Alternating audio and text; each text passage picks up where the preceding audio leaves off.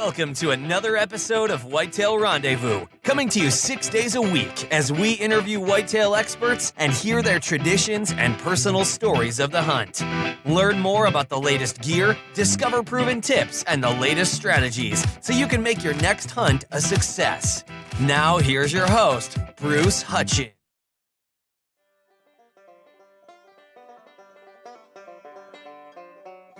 Of Whitetail Rendezvous. This is another early season special. This will be aired sometime on a Saturday in October, but I'm with Hayden Krimmer.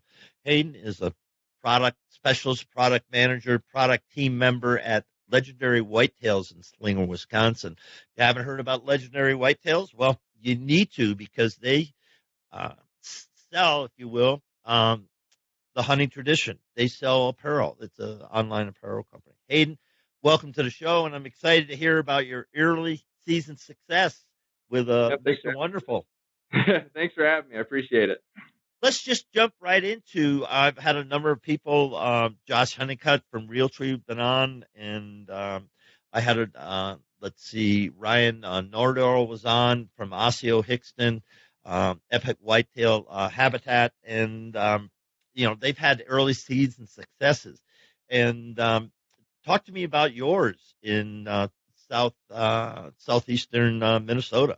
Yeah, so I went to college out in southeastern Minnesota and hunted the public land out there for the time I was there. And then last year was my first year out of college and didn't hunt Minnesota for that year, mainly focused on Wisconsin. And going into this year, I had the plan of going back to Minnesota to hunt some of the old stomping grounds that I explored while I was out at college. And turns out that the hunting public team ended up planning a public land deer tour that they were going to do in southeastern Minnesota, focusing on the main piece of public land that I hunted while going to school there. So naturally, I was excited for the trip and said I'd tag along for sure. It was with Hunting Public, DIY Sportsman, The Hunting Beast, and myself, and Alex Comstock from Whitetail DNA too. So big collaboration of a bunch of YouTube DIY public land hunters who really know how to get it done on public land.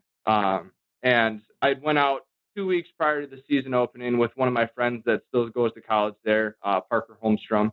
And he was talking to me about this property that he found that he was really excited about. He knew of people who had trail camera pictures on neighboring private properties that had very big deer on them, and asked if I would go scout that specific piece with him. So I went out that day, and we went to the way back of this piece and got to the top of the ridge and ended up finding this big flat full of apple trees with apples all over the place, thick cover, good bedding. So we knew it was a good location. So we backed out of there. We didn't really mess around in there too much. We jumped a couple deer and found some beds. But backed out of there, and immediately I knew it was one of the better areas that I've found while out there, just in terms of the amount of deer beds and sign and overall good habitat for a big buck to live. So that was my plan going into the deer tour. Was I'm going to go there my first morning, and originally I'd planned on going in there and just hanging a tree stand on the top of that ridge back there. But when I got into camp Thursday night, Zach and I were hanging out around the rut wagon, and he was just talking to me about his approach to ground hunting and trying to kind of convince me to be more open to ground hunting as opposed to going in and hanging a tree stand in there. And I was listening to what he was saying and took it to heart, but still had in my mind when I fell asleep and when I woke up in the morning that I was still gonna hang a tree stand out there. But when I got up in the morning and I got to the parking lot, I was a little concerned about being able to set up before daylight broke, with how far back the location was, and the wind was just ripping. It was really windy that morning, so it was really good conditions to still hunt from the ground.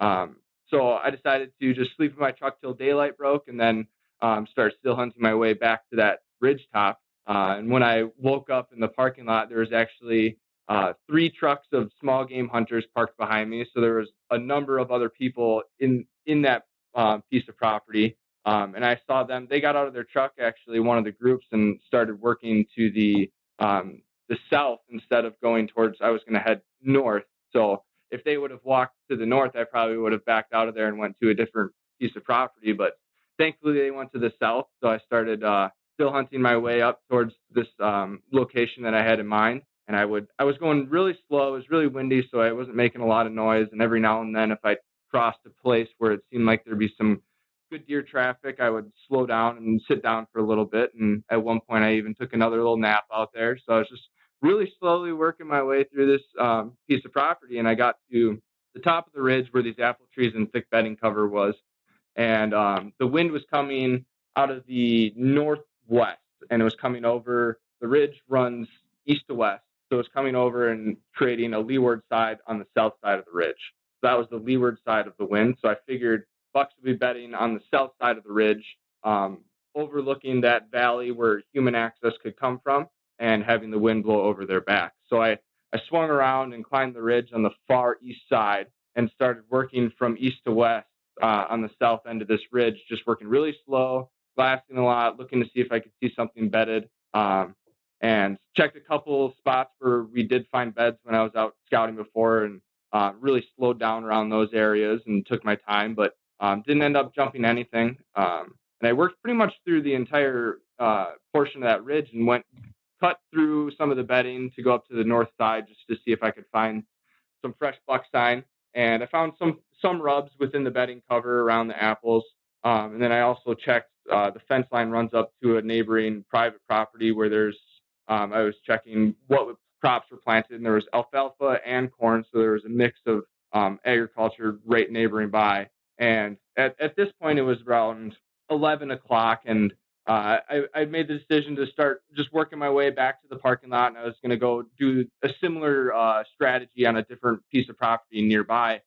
And I came around the ridge, and I crested this knob, and just down to my right, I could see a big body of a deer, and I knew it was a mature buck right away just because of the size of the body, but I couldn't see its head because it was behind a tree. And this was around 11:15 at this point. So it was 11:15. There was a mature buck on his feet, feeding on acorns was what I believe. There was a number of oaks in the area, but I'm assuming he was bedded somewhere near that little knob on the ridge, and he was just standing up onto his bed and browsing a little bit, just having a midday snack. So I crouched down real quick while his head was behind the tree, so he never saw me, never heard me, never smelled me, and knocked an arrow real quick, drew back, and he was about 35 yards when I first saw him. I never had the chance to range him because it happened so quick. I left it on my 20 pin. I use a HHA single pin, so I just left it on the 20 pin and held high, and within seeing him and releasing the arrow was probably 10 seconds. So it happened super quick. I felt like I made a really good hit on him.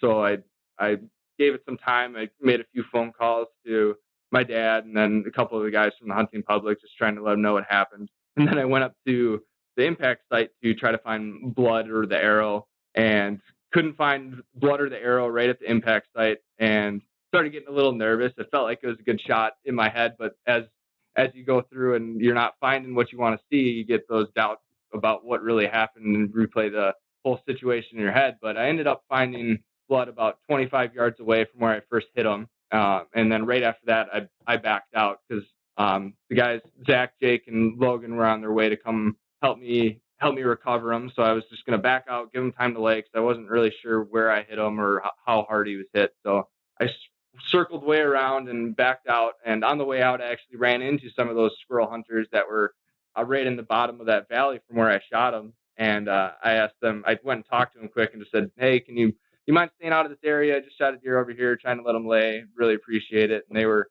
cooperative with it, the whole thing, and started working the other direction. But ended up meeting the hunting public guys in the parking lot, and we worked our way back and went way wide of the deer again just to be cautious, and got to the top of the ridge and took up the blood trail. And he wasn't 60 yards from where I shot him. He piled up against the tree right there. So it ended up being a good shot. And then we were quite a ways back there, so we ended up actually quartering him out and packing him out of the woods because of how steep some of the ridges were. So that was a pretty cool experience as well. Now, did you double lug him? Tell me about the shot. Where was the shot placed? Yeah, it was a little bit quartering away, and I definitely double lunged him. It was pretty close to hitting his heart, but just missed it. But it came out. It's in my head when I was a little concerned and playing the shot back in my head. My only thought was, if anything, it was a little back. Like the height seemed perfect. It seemed a little back, but I thought he was quartering away. And it did enter, I mean, right on probably the back end of his lungs and came out right behind the shoulder, right where he wanted to. So it ended up being a perfect shot. Attaboy. Congrats, man. And and the deer will be up on the podcast. You'll be able to see it when I post the blog of Hayden's buck. Now let's talk about, okay, you were still hunting. You really weren't set up in a blind. You hadn't put a ghillie suit on. You were still hunting, and it's amazing, folks, how close you can get the deer if you do it right. Now, a couple things from my experience. One, if you think you're moving slow, you're moving fast. And I know this a gentleman, Marv Klenke, tremendous traditional archer, and he would say it might take him an hour or more to go 100 yards. If he instinctively knows he's in the game, he might move inches. Mm-hmm. And so, folks, the biggest thing that I can tell you about still hunting for whitetails and for elk is that slow is your friend, and if you think you're going slow, you're going fast, because there's no time constraints, and that's the hardest thing. And I want your 2 cents in this, because everything we do is fast. I mean, social media, blah blah blah blah. Texting and instant turnover. You're at work and you got to do everything. We do it way too fast. You get in the woods, everything has to slow down. Your thought? Yeah, I think there's definitely cases where you have to slow down a lot. I also think there's cases where you can move fast, where the initial goal when you first start still hunting is you want to find fresh sign, where you want to find where the deer are now. So if you're moving at, not fast, but just at a decent pace, and then you start getting on some good fresh sign, then you really slow down, like you're saying, and move very, very slow and methodical with what you're doing. But the main goal initially going in is, especially on public land, when you don't either know the ground well, or you don't know how other people are affecting where the deer are in that given time. They could be here 1 week, and then the next week, because a squirrel hunter came through that area, they could be a mile away over here. So it's locating the deer first, because you got to find where they are, and then after that, you really slow down, and like you're saying, move step by step, and just be really observant too. Is know what's going on around you. Use your ears a lot.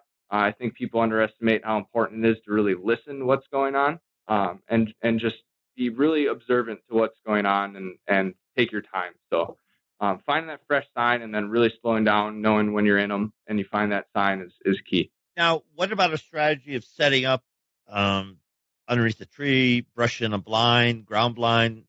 What did you find from Alex or any other the guys that you were talking about?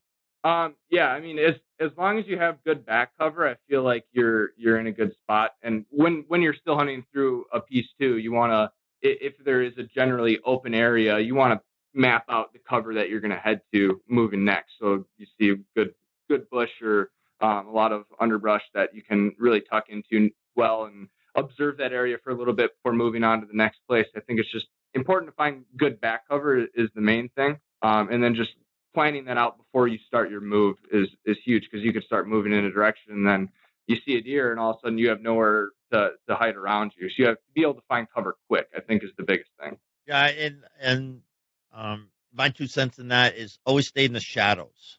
Oh yeah.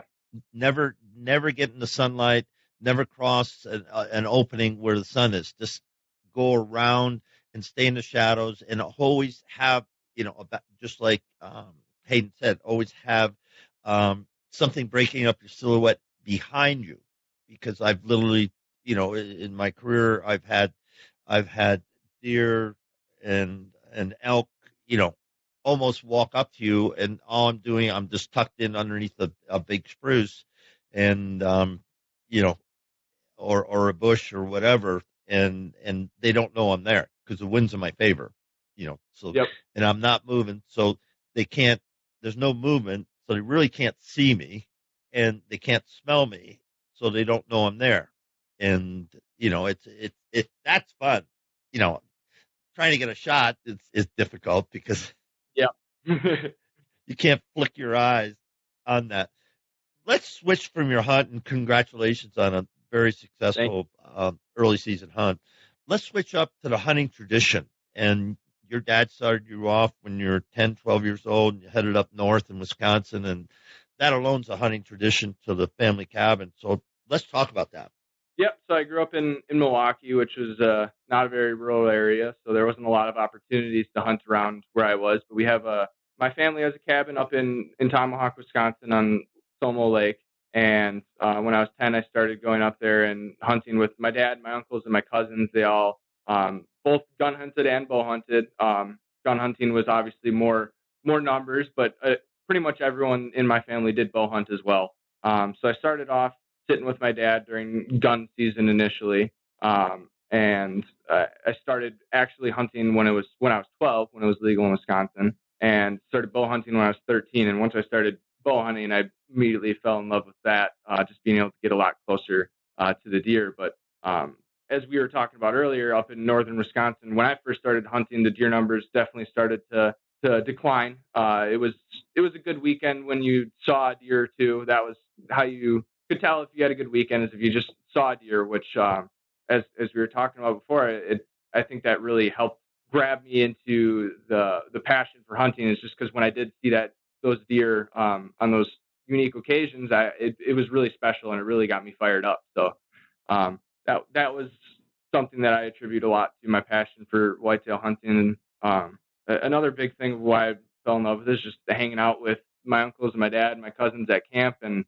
my family's big into food, so we always had great food when we were up there. That was one of the highlights, was just what's for dinner tonight. So that was a big focal point of camp. And then just hanging out with them and talking about old stories from when they've been hunting in the past, and even not hunting, just stuff that they've experienced over their lives, and sharing with those stories with us is what it's really all about. It's just having a good old time at camp. And hunting traditions, that's how they're passed down, and that's been doing that.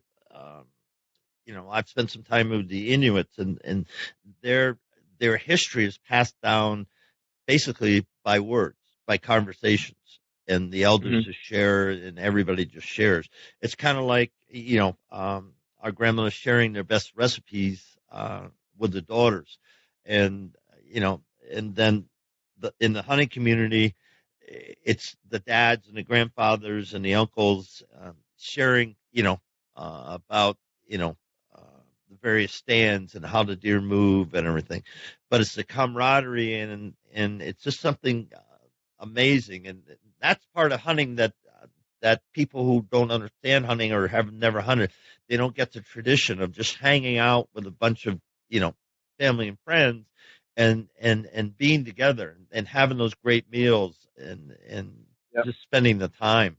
Yeah, and with my situation with the food being such a big aspect of it too, those recipes being passed down, and then you take those recipes and go share them with other people you hunt with in the future. So that's a big part of the tradition that goes along with it. And I think a lot of people who don't hunt don't understand the real connection there is to when you eat venison of a deer that you harvested. There's just something really special about it, and it really makes it mean a lot more. Dave, what's your one big thing that you know now that you wish you knew, when you're, 10 years ago, when you started hunting, that would have made you a better hunter? I would say the main thing, and this a new theory to me too, is that scent control is not as important as we're led to believe. This is the guys at the hunting public and the hunting beast are big proponents of this, and I followed them for a while and known that they were very successful on public land without really caring about scent control, or not, I shouldn't say caring, but just not having that be the first thing that they worry about when going into hunting. I think a lot of the industry is full of people who are just pushing scent control and saying, if you don't have scent control, you're not going to be able to kill big bucks. And I just don't honestly believe there is a true way to fool a whitetail's nose. I don't think it can be done with ozone. Some of that stuff, maybe there may be something there, but as far as truly being able to fool a whitetail's nose, I don't think there's a solution for it. It's their best sense. I think there's other ways you have to use the wind to your advantage, and really think about how the deer bed based on the wind, and not so much worry about trying to beat the deer's nose, because I think that's a battle you're going to lose every time. That's interesting, because I think the Benoit brothers out of Maine and they were trackers.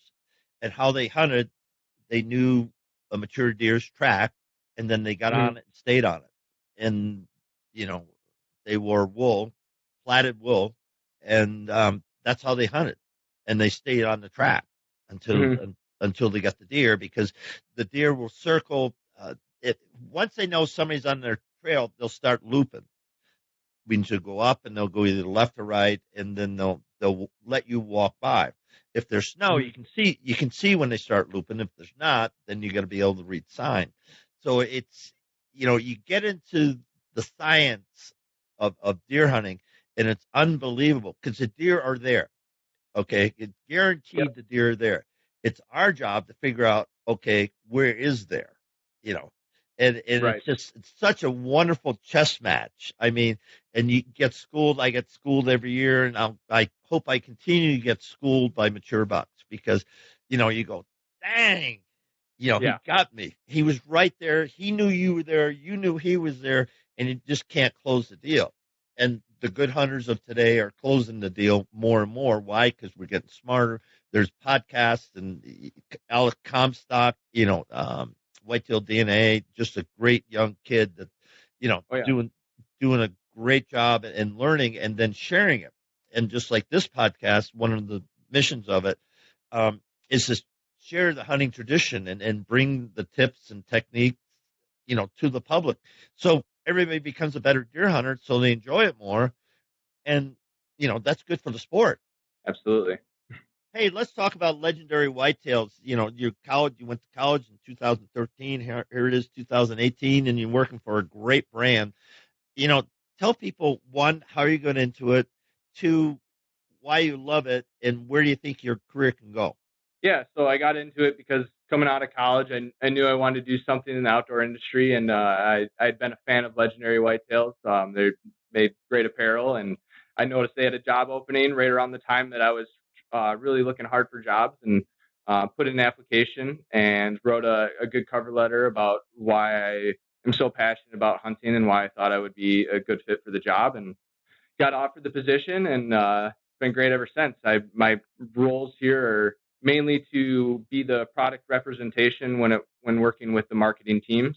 So I work closely with the catalog teams, with Mark and Darcy, to actually put catalogs together. That's how Legendary Whitetail started. We were a catalog apparel retailer years ago, and we've kind of transitioning more to e-commerce models, but still create multiple catalogs every year. So I'm the merchant representation in creating those. As far as putting email campaigns together, I select products and promotions for email campaigns, decide where to put products on the website, and just kind of in that utility man when it comes to where there's different product needs within other departments. So just working with other departments and making recommendations based on product. I also work on just other random off-the-path tasks. So the hunting public who I've talked about, I'm handling their apparel line. So that's been a really fun adventure. As well as our Hunt Guard line is something that I'm the manager of. So our Hunt Guard line is, we're mainly a lifestyle apparel retailer. So our niche is the clothes you don't wear when you're hunting, just to kind of, like you're saying, support the tradition of hunting, kind of display to other people that you are a hunter, you love whitetails, and that kind of helps you connect with other people. But I'm in control of the technical hunting apparel line. So we have a small grouping of base layers, as well as a jacket and bib set. And the whole vision with the line, how I positioned it, is to be the simplest line you can buy, where it's not, you have 10 different shirts to choose from and 10 different pants, and this is what you need to wear early season, this is what you need to wear late season. We don't want to make you have to buy a bunch of different pieces. And then our jacket and bibs are some of the warmest jacket and bibs I've ever worn. So I've been a real fan of that. That was the product that was here when I got here, and I was always the guy who'd bundle up like 100 layers underneath a light jacket that I'd wear all season. And then once I started wearing the jacket and bibs from Legendary, I was really impressed. I mean, you don't have to wear more than 2-3 layers underneath it, and it'll keep you warm in sub-zero temperatures. So it's pretty neat. So yeah, I mean, one of the the main goal of Legendary Whitetails and our mission is to promote hunting and get more people involved in hunting. One of the cool promotions we have going on right now is the Hunt on Us promotion. So we're actually anyone who has a deer license of any kind can submit a photo of their deer license at huntonus.com, and Legendary Whitetails will send that person a $25 gift card to spend on our site. So we're actually trying to reimburse hunters license fees up to $1 million for this season is the target. So trying to take that sunk cost that people are putting into hunting and allowing them to spend that, whether it's on themselves or on a gift for a loved one for the holiday season. Just trying to promote people to get into hunting and support conservation, because as you know, a lot of the license fees are contributing towards our conservation efforts here. So just trying to get people involved and make it easier and more attractive for people to start hunting. That's great. So, folks, that's a 25% discount on $100 of product. So visit Legendary Whitetails. And talk about visiting, how do people get a hold of you? Yeah, so you can just Google legendarywhitetails.com, and you'll find our website there. We have a great customer service team, so if you have any questions, feel free to reach out to customer service. They're a great help. We are only online. We don't have any brick and mortar stores. We're all e-commerce retailers. So you can, but one of the great features, we do offer free returns. So that's one of the big hurdles for people buying apparel online, is they're worried about whether it's going to fit or not. We'll return anything completely free on us if it doesn't fit. Even if you bought it 2 years ago and you decided you didn't like it 2 years later, we'll still accept that return. So that's one of our policies, satisfaction guarantee, like it or send it back. So now you're on Facebook. Where are you at social media? Yep, Facebook and Instagram are where we're at mainly. Our Facebook following has been around for a while, and Instagram is something we're just starting to get into a little bit. So it's still in the infancy stages, but it's starting to gain some traction. So Facebook's the main place to find us, but Instagram is an avenue that we're looking to pursue more in the near future. Yeah, and you can go to Legendary Whitetails on Facebook. You'll see over 1 million people have touched their page. Good for you. Yeah, thanks. With that, folks, we're going to wrap up another episode of Whitetail Rendezvous. We've been talking today with Hayden Krimmer from Legendary Whitetails. Thanks so much for being on the show. Thanks for having me, Bruce. Appreciate it. It was fun.